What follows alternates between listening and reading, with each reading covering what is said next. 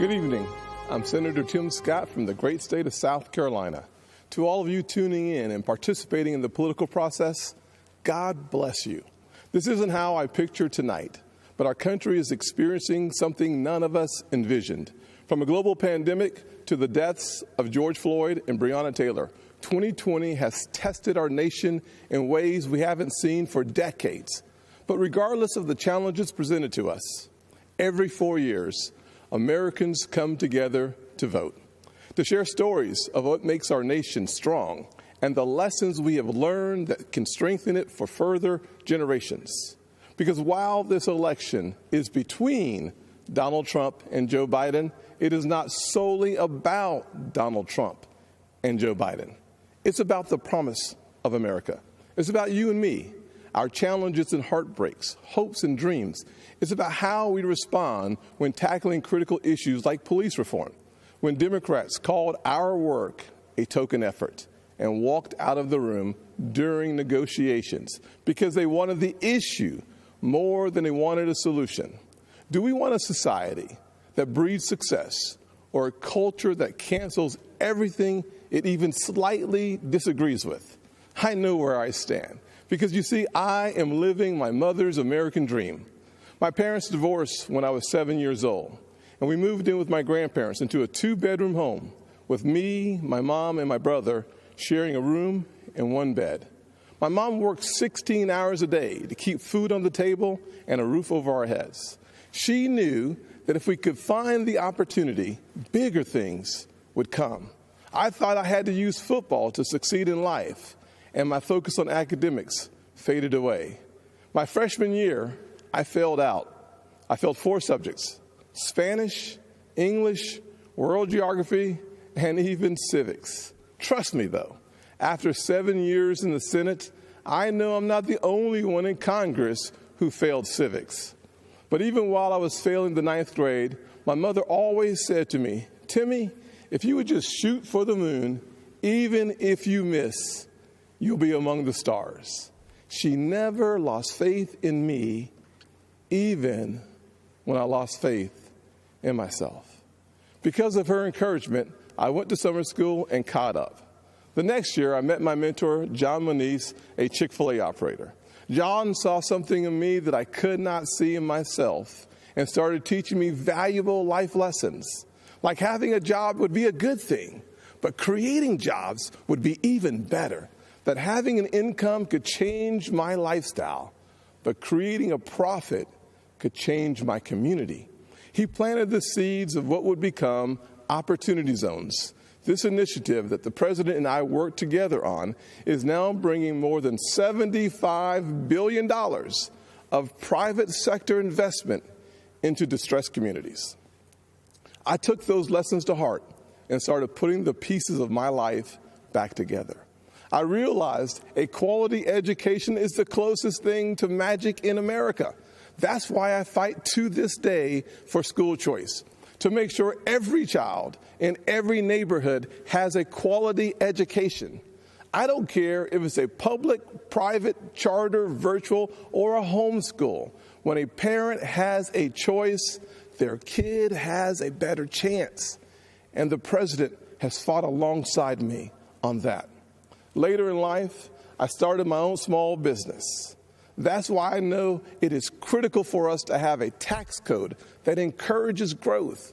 We actually saw revenues to the Treasury increase after we lowered taxes in 2017. Rest assured, the Democrats do not want you to know that. After starting my small business and spending some time in local government, I decided to run for Congress in 2010. The district is based in Charleston, South Carolina, where the Civil War started, against a son of our legendary Senator, Strom Thurmond. You may be asking yourself, how does a poor black kid from a single-parent household run and win in a race crowded with Republicans against a Thurmond? Because of the evolution of the Southern heart. In an overwhelmingly white district, the voters judged me not on the color of my skin, but on the content of my character. We live in a world that only wants you to believe And the bad news, racially, economically, and culturally polarizing news. The truth is, our nation's arc always bends back towards fairness. We are not fully where we want to be, but I thank God Almighty, we are not where we used to be. We are always striving to be better. When we stumble, and we will, we pick ourselves back up and try again. We don't give in to cancel culture or the radical and factually baseless belief that things are worse today than in the 1860s or the 1960s. We have work to do, but I believe in the goodness of America, the promise that all men and all women are created equal. And if you're watching tonight, I'm betting you do too. Over the past 4 years, we have made tremendous progress towards that promise. President Trump built the most inclusive economy ever. 7 million jobs created pre-COVID-19, and 2/3 of them went to women, African Americans, and Hispanics. The first new major effort to tackle poverty in a generation, opportunity zones. We put hard-earned tax dollars back in people's pockets by cutting their taxes, especially for single-parent households like the one I grew up in, cutting single mothers' taxes 70% on average. President Trump supported these tax cuts for those single moms and other working families and signed these policies into law, and our nation is better off for it. So, I'm going to ask you, the American people, not to simply look at what the candidates say, but to look back at what they've done. This election is about your future, and it is critical to paint a full picture of the records of Donald Trump and Joe Biden. Joe Biden said if a black man didn't vote for him, he wasn't truly black. Joe Biden said black people are a monolithic community. It was Joe Biden who said poor kids can be just as smart as white kids. And while his words are one thing, his actions take it to a whole new level. In 1994, Biden led the charge on a crime bill that put millions of black Americans behind bars. President Trump's criminal justice reform law fixed many of the disparities Biden created and made our system more fair and just for all Americans. Joe Biden also failed our nation's historically black colleges and universities, heaping blame on them as they fought to ensure our young folks had access to higher education. Once again, to clean up Joe Biden's mess, President Trump signed into law historically high funding for HBCUs, as well as a bill to give them permanent funding for the first time ever. And now Joe Biden wants to come for your pocketbooks. Unless, of course, you're a blue state millionaire. I'm serious. That's one of their solutions for the pandemic. They want to take more money from your pocket and give it to Manhattan elites and Hollywood moguls so they get a tax break. Republicans, however, passed President Trump's once-in-a-generation tax reform bill that lowered taxes for single moms, working families, and those in need. So when it comes to what Joe Biden says he'll do, look at his actions. Look at his policies. Look at what he already did and what he didn't do while he's been in Washington for 47 years.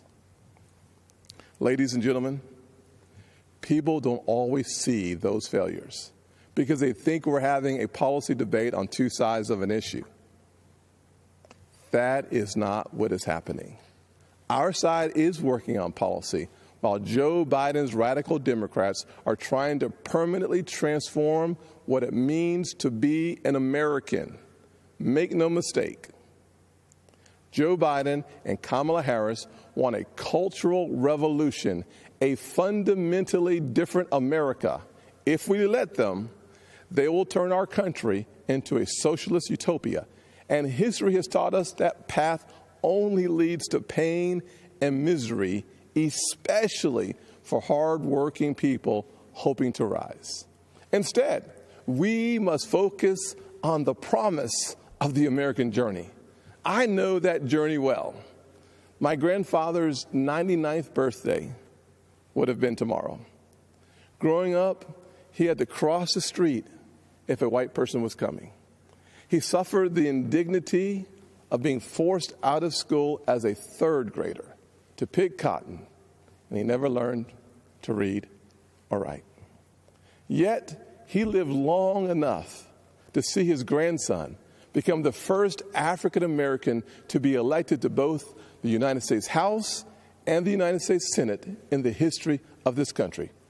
Our family went from cotton to Congress in one lifetime. And that's why I believe the next American century can be better than the last.